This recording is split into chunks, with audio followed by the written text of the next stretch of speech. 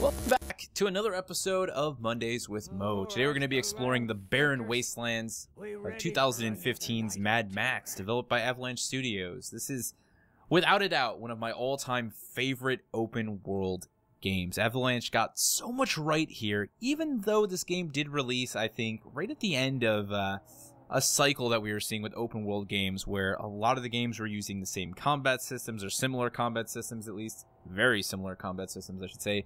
And also, we were still seeing a lot of those same open-world tropes being played out again and again and again. I think we're just now, here in 2017, late 2017 and now 2018, starting to see games break away from those tropes. Because I think the reality is, however you feel about open-world games, they sell really well. People like open-world games.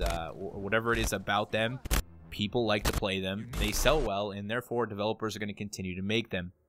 I'm personally a huge fan of open-world games, especially when they're done right, and I think that not only are we seeing a transition in how these games are created and how they're developed, but we're also seeing a transition in how we play and appreciate them as individuals. I know I've been sort of altering my perspective on why I play an open-world game over the last probably 3 or 4 years now, and that's very much influenced my experience with games like Mad Max, Assassin's Creed, The Witcher 3, so on and so forth. So we're going to be talking a lot today, on and off, as we play about open-world games, about Mad Max as an open-world game, and just in general, some of my thoughts about open-world games. And I think, most importantly, how I think they can continue to change and grow so that we can get more out of our open-world experiences. But let's go ahead, join Chum Bucket in our current build of the Magnum Opus. This is actually, I think I'm only about maybe 5 or 6 hours into this save. This is my second playthrough of the game on PC. The first time I played it on Xbox, I picked it up on PC not long ago because I wanted to really crank it up with my 1070, and boy oh boy,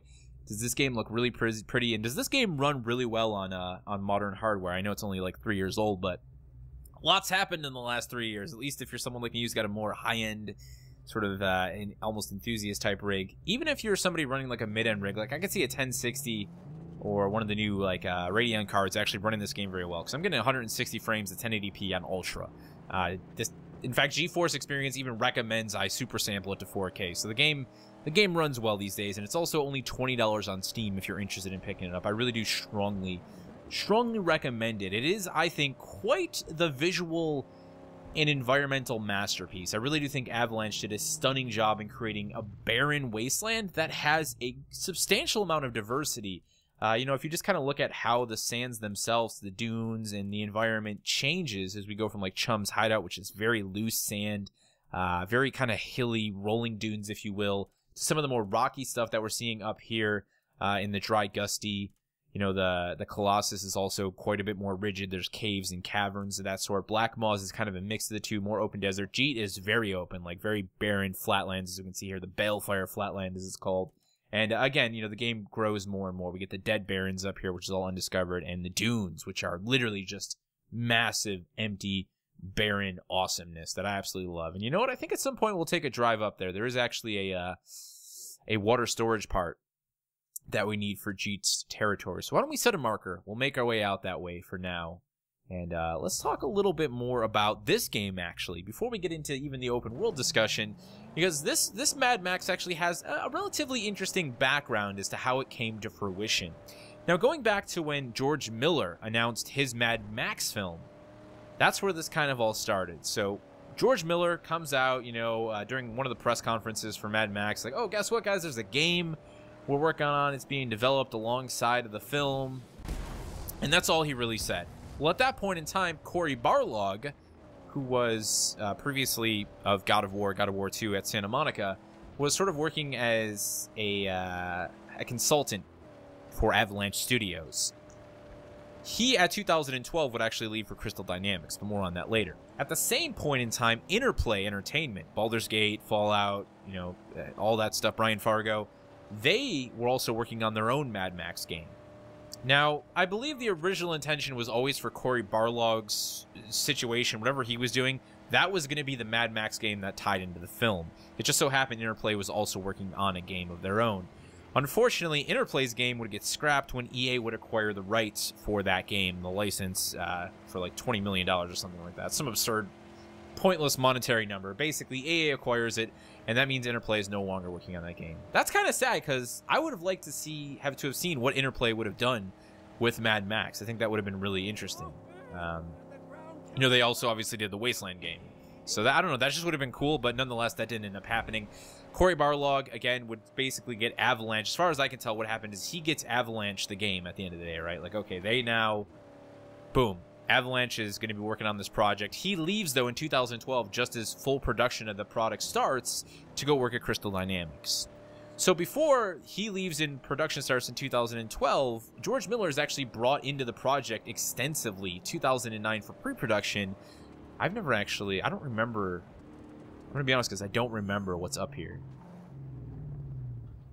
I think this is currently a dead end. Tunnel between Dead Barrens and the Great White is blocked by debris and scrap, making it possible to traverse the leader. Okay, so we can't actually do this yet. That's right. It's been so long since I played this game, I honestly don't remember most of it. So anyway, 2009, George Miller is collaborating heavily with Avalanche on the pre-production of the product, really just trying to get the creative vision for the game, you know, where they want it to be. You know, he wants it to fit with the film.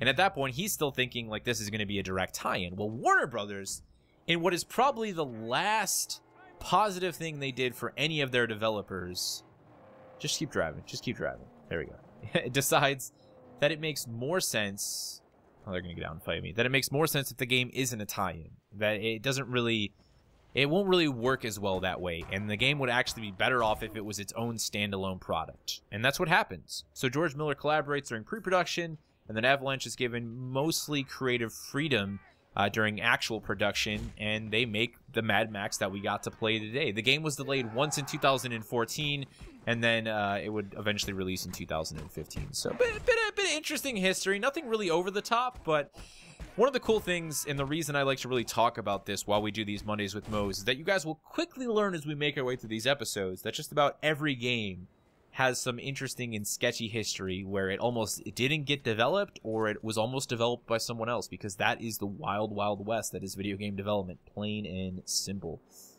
Let's go ahead and find this part now. We need a part here, guys, for our water systems. Ah, there it is. Let's go ahead and kick this thing over.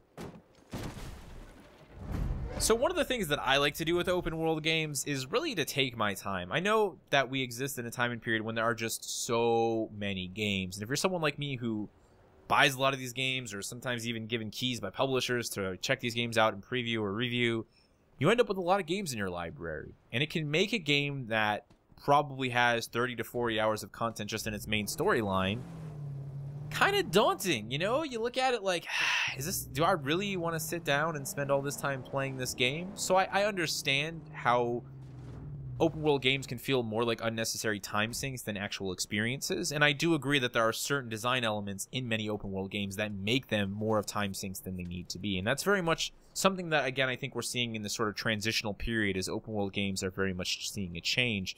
One thing to really mention is one of the big changes that Far Cry 5 is seeing in reference to open world games while we're here, because typically Far Cry has been known for its towers, right? So is Assassin's Creed, sort of a Ubisoft thing, and an open world game thing in general after that.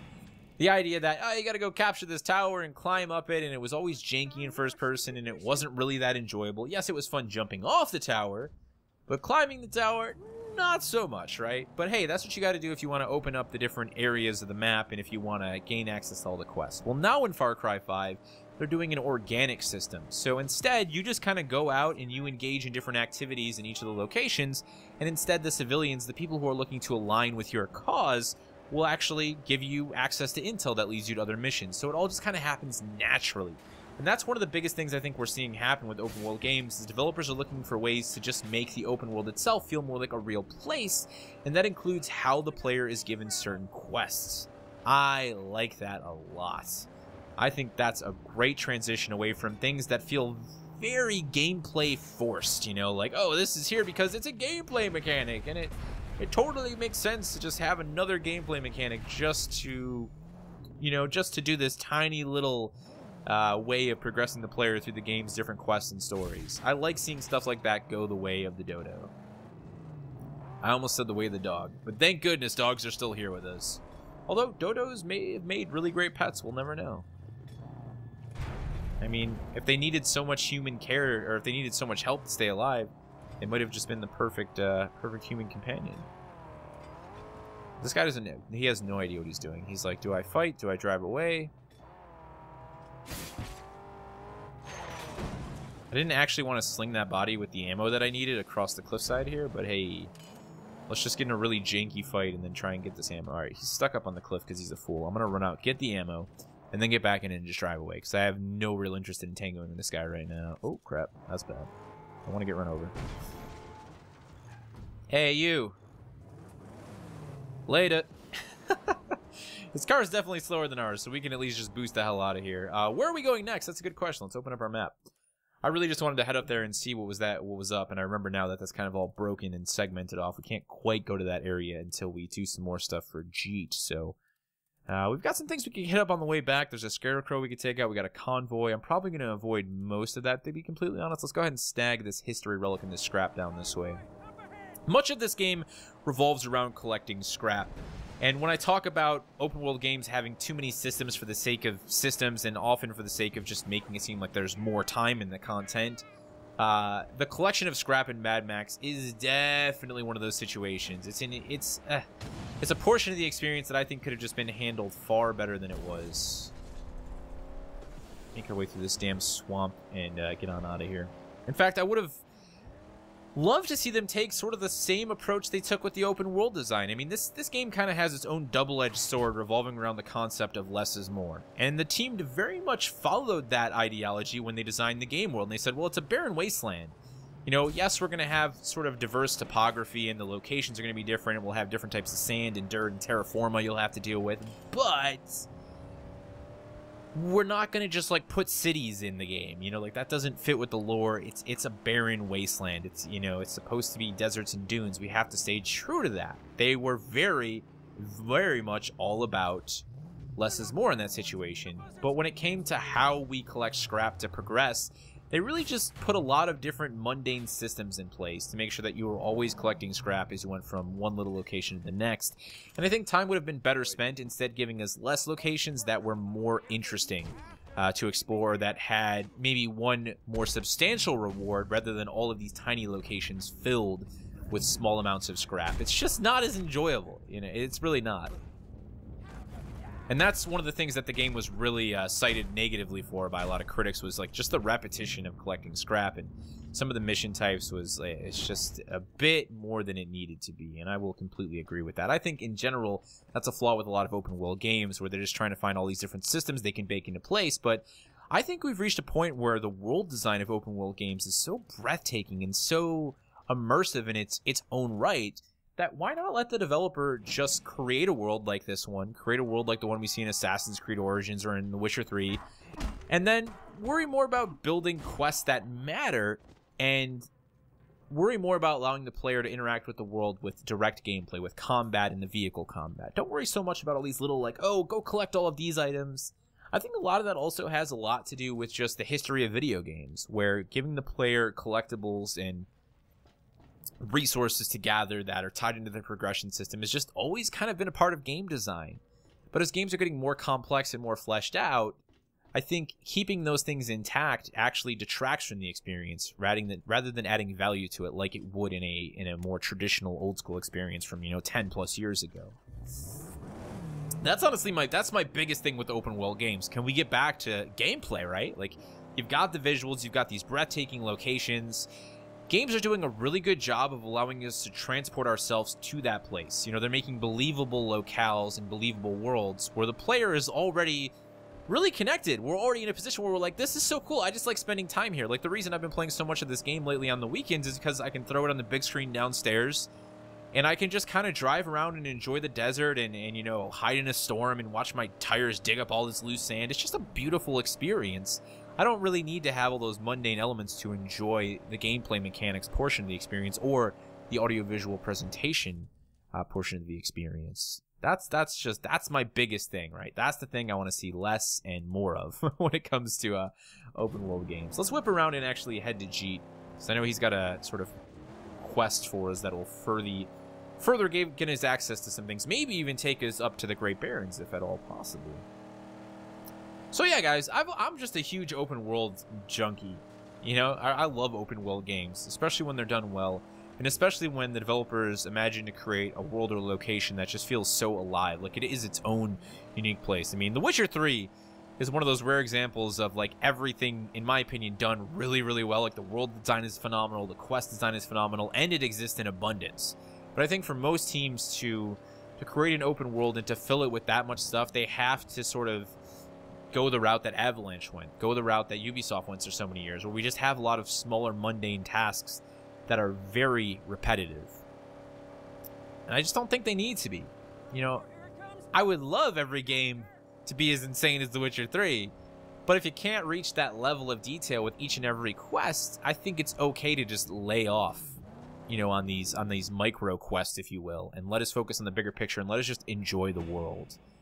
I imagine that there's also quite a bit happening with consumer expectation, and there's still too many people out there who for some reason say, oh, well, a game is $60, so that means that I don't want to help the stronghold girl right now, so that means that I should get 600 hours, you know? Like, that's just, it's kind of absurd to think that way, and I will always be an advocate for, no, I want there to be a massive focus on quality of the experience above all else.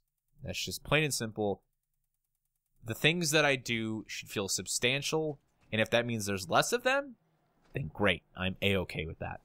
Let's go ahead and build up the water storage unit here, though. That's going to be really helpful for our survival long-term, our health, if you will. We can always come back here. Look at that. Automatically filled when entering the stronghold. That's what I'm looking for. That's what we need. Of course, we can also do the oil well tracking now. And I think we will have an interesting quest from Jeet now if we go talk to him. So let's go hit him up and see what he has to say. That guy's having a really bad day back there. Alright, Jeet, what you got to say? That was not a very good accent, I apologize.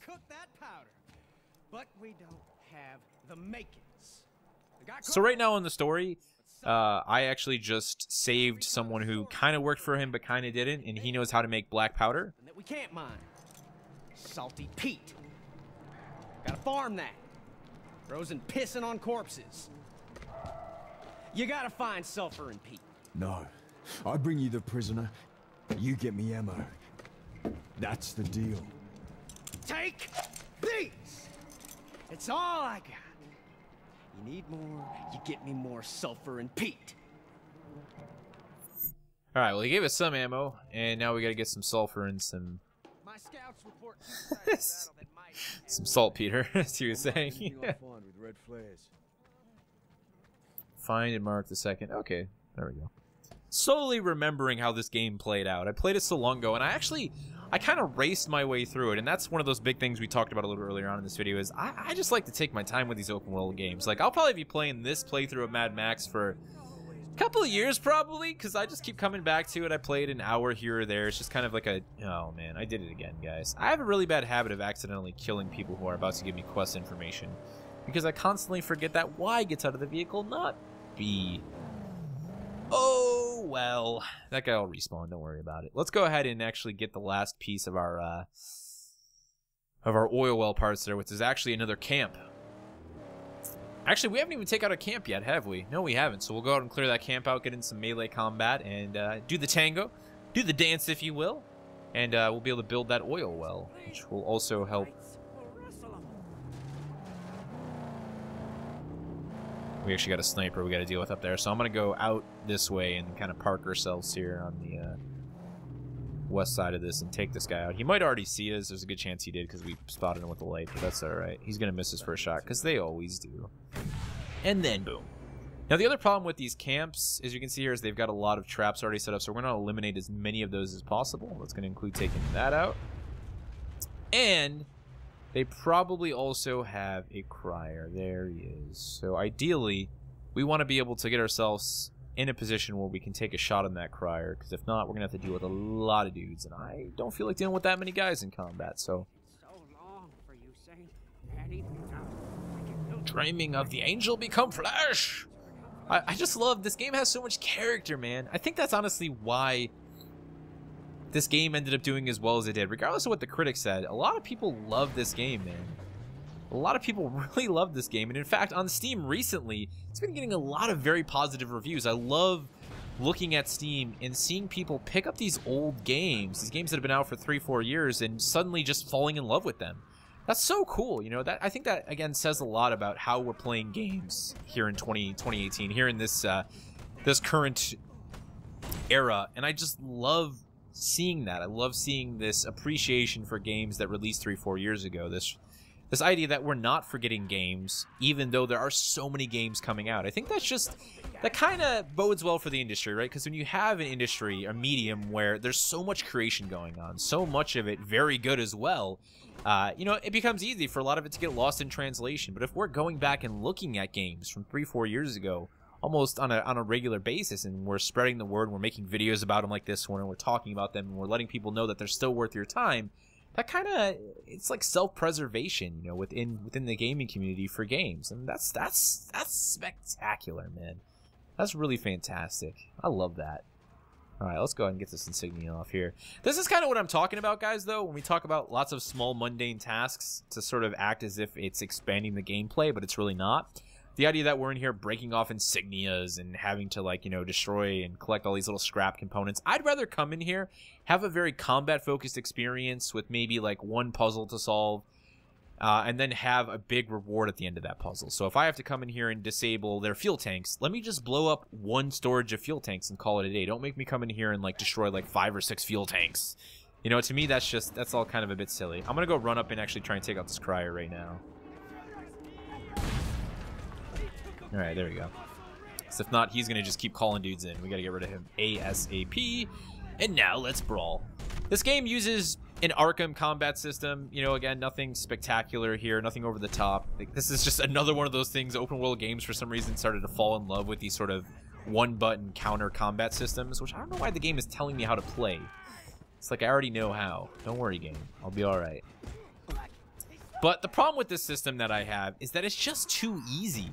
There hasn't really been any evolution or any innovation in the system over the years to make it harder for players. Yeah, they throw different enemy types at us. Oh, this one's got a shield, and this guy will try and stab you with the shiv, so you got to dodge. But that's the same thing that Batman did. Same thing Rocksteady did when they first started using the system. Like, no one's really sort of put their own twist on it, which is why Assassin's Creed Origins just kind of flip-flopped and went with the combat system more akin to The Witcher than any of the previous Assassin's Creed games, which I think was good, but still not that great. I think this system has more potential. I think somebody just needs to find a way to ramp up the difficulty of the enemies, whether it be adding more diverse enemy types or just maybe adding even one additional button to the mix in, I don't know, asking players to... I don't know, guys. I don't have the answer, but I think we all agree. I think we all agree that it's just a bit too easy. That's the biggest problem with it. I will commend Avalanche for putting a little bit of a twist on the counter system and allowing you to wait until the last second to do a perfect counter, as they call it. That's going to hurt, guys. In fact, we're probably going to kill ourselves. Well, that was unfortunate and unexpected. I don't know what the hell I was doing there until I just ate it, though. Hopefully we're, like, still at the camp. We might be parked outside the camp and we'll have to make our way back in, but... yeah, okay. That's not too far away. All right, let's finish this up. We do have to actually destroy oil pumps here. Okay, so again, another sort of mundane system built into this one, unfortunately. But let's just go ahead and get our way in here. We need to get up on top of that because that's actually where the component that we need for the oil well part is. So let's make our way back into this place. Not fall off any ledges this time as we attempt to zipline, which actually I think that zipline was probably pretty useless in retrospect. It wasn't going to take us where we needed to be. We do need a gas tank to explode that, though. And unfortunately, we can't pick up these barrels, and we would have to shoot them. But we could probably roll it over there, maybe? We'd be better off finding a gas can, and there's a bunch right there. Let's just do that, shall we? Let's do it the easy way, Tony. Let's not make this harder than it needs to be. You know what I'd love to hear from you guys, though, apart from ensuring that you actually vote on next week's pick for Mondays with Mo. Of course, you can cast your vote at any time during the video. Top right corner of the screen, I've got a few games up there. Let me know what we're going to be playing next week. But I'd love to hear how you guys feel about open world games. Do you love them? Do you hate them? And more importantly, what would you like to see change when it comes to open world games? And what are some of the things that you have noticed already changing that you are really excited about? You know, I mentioned Far Cry sort of transitioning away from, like, hard gameplay oriented towers to like unlock things, but instead going with a more organic approach. And really, when we think about the theme that I was talking about earlier, that's the biggest thing for me, at least. It's just that all in all, open world games get treated more organically, and that the player is allowed to just exist within the game world, and everything they do feels more natural to that game world, to its lore, to its characters, to its design, rather than so much of it being just like gamified within an environment that I think is ripe to just feel more natural, if you will. There we go. This one actually is an example of a station that has one main pump. Some of the stations have multiple smaller tanks you have to destroy. This one's just like destroy a primary oil pump, and then we can dismantle the camp and gain access to it. We do need to find the project parts, though, which hopefully will be on the way out of here. Also, if you guys just haven't ever played Mad Max, it's like I said, it's $20 on Steam. I think it's like the same on Xbox One and PlayStation 4. It's around $20. It's really dirt cheap right now. Cheaper than it has a right to be, in my opinion, because it is a pretty damn good game. Oh, that's not the button we wanted. Left trigger jumps, because this game has the weirdest key bindings ever. I recommend you rebind the key bindings if you're as confused by them as I am, even after 16 hours of playing the PC version. Let's make our way the hell out of here, get that part, get back in the car, and keep on trucking and all that goodness. I think we can actually go out this way. Here we go. We've also got an insignia we can destroy, more insignias to destroy. I'm actually really looking forward to Far Cry 5, and I'm definitely going to do a game preview on that game, and I really hope that it can... I love wasting shotgun ammo. You guys like wasting shotgun ammo? It's one of my favorite things to do. I really hope that game can take the sandbox formula that I think Ubisoft is really good at making. Like, a lot of their different studios make really fun sandboxes. And if you like sandboxes, then you're one of those people who's still playing all these open world games. Different place, different location. That's actually one of the criticisms I see a lot for open world games. People are like, it's just the same thing in a different place. Well, I mean, that's just kind of how games work, right? Like, basic concepts are developed, and it often takes a long time for them to really evolve into something incredibly unique. You know, outrageously unique, if you will. It's just the way games, it's just the way any sort of medium is explored. The transition, the growth is always going to be very slow. I'm okay with that. Because, again, as long as someone's making a really enjoyable sandbox, then I'm, like, on board, man. I'll play your sandbox year after year. If you take me to a new location, give me some new tools and toys to play with, and at least demonstrate that you are trying to find ways to sort of break the mold without destroying it entirely. That's kind of what I see when I see Far Cry 5, so I'm hoping for the best. I don't actually know where this part is, guys. It's got to be underground somewhere. Well, you know what? I'm going to go wander around and look for it. We didn't really get into too much vehicle combat, unfortunately, this time around. It's you're kind of doing one thing or the other in this game. Either you're out hunting down the convoys and trying to do a lot of damage, or you're doing like I'm doing right now, which is trying to gain scrap so you can go ahead and actually make upgrades to your vehicle. Speaking of, we got a decent chunk of scrap here, but I think we need to go at this point and start completing some more missions so we can actually upgrade more substantially to our vehicle, because I'm pretty much set on everything until we get our next level. Let me just double check. We couldn't do suspension while we're here. That's totally worth it. That's going to boost the handling on our car. Very useful. And I think we can also go ahead and upgrade. Why don't we do our engine? Why don't we go ahead and bop it up to that V6 with a pretty big boost to our acceleration. Speed's important. Speed means more ramming power. Speed and power. And all of the Jeremy Clarksons of the world uniting under your hood to do as much damage to the enemy as you possibly can. Thank you guys so much for hanging out with me on this fine Monday. I hope your work week goes as good as it can possibly go. Hopefully you get to sit down, spend some time enjoying some sweet video games. And be sure to share all of your thoughts on the current state of the open world genre, how you feel about it, why you love it, why you don't love it, what you'd like to see change, what you'd like to see stick around. Let me know down in the comment section below, and I'll see you in the next one.